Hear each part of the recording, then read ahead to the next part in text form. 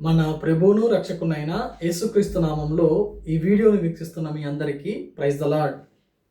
ఈ రోజుల్లో మానవుడే కాదు కానీ దేశాలు, రాష్ట్రాలు చాలా విపరీతమైన ఇబ్బందులో లేకపోతే బాధలో, కృంగుదల్లో ఉన్న అంశం ఏంటి అంటే ఆ యొక్క నిస్సహాయ స్థితిలోకి వెళ్ళటం అన్నమాట.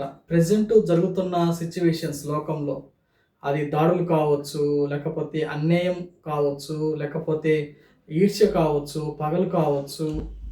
ఈ విధంగా అన్ని విషయాలు చూసినప్పుడు మానవుడు చేతగాని అయినట్టుగా అయిపోతూ ఉన్నాడు.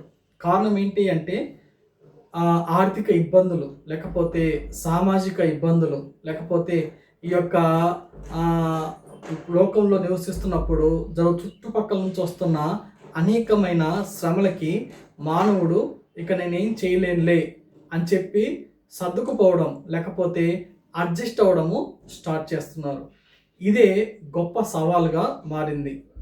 ఏ విషయంలో అడ్జస్ట్ అవుతున్నాడు అంటే పాపం విషయంలో అడ్జస్ట్ అయిపోతూ ఉన్నాడు.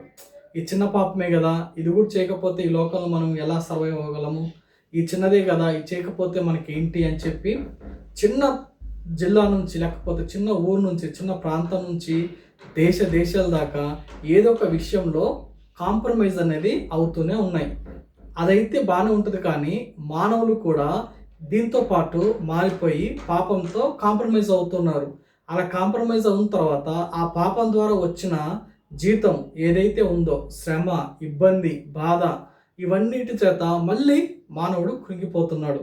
ఇలాంటి పరిస్థితుల్లో ఒక ఆదరణకరమైన మాట దేవుడు ఏం చెప్తున్నాడంటే, లోకము ఇలాంటి అంధకారంతో, లేకపోతే మానవుడు ఈ విధంగా అంధకారంలో, బాధలో, ఇబ్బందులో నలిగిపోతున్నప్పుడు దేవుడు చెప్తున్న మాట ఏంటంటే, ఇటువంటి భారాన్ని మోసుకొని పోతున్న సమస్త జనులారా నా యొద్దకు రండి, నేను మీకు విశ్రాంతిని ఇస్తాను అని చెప్తున్నాడు.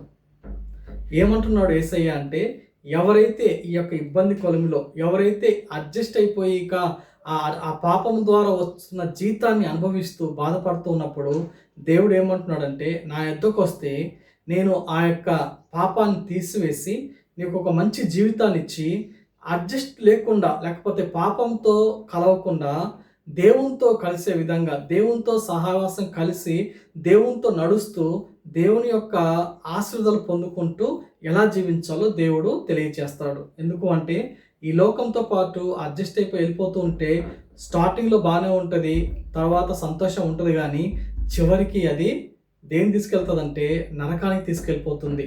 నిత్య నరకానికి అది తీసుకెళ్ళిపోతుంది. కాబట్టి అలా లేకుండా మొదటగానే ఉన్నప్పుడే మనము ఉన్న పాటన దేవుని దగ్గరికి వస్తే తప్పకుండా దేవుడు ఒక మంచి భవిష్యత్తును, కావాల్సిన కృపణ శక్తిని మనకు అనుగ్రహించి మంచి జీవితాన్ని ఇస్తాడు. ఇటువంటి కృప దేవుడు మనకు దయచేయును గాక.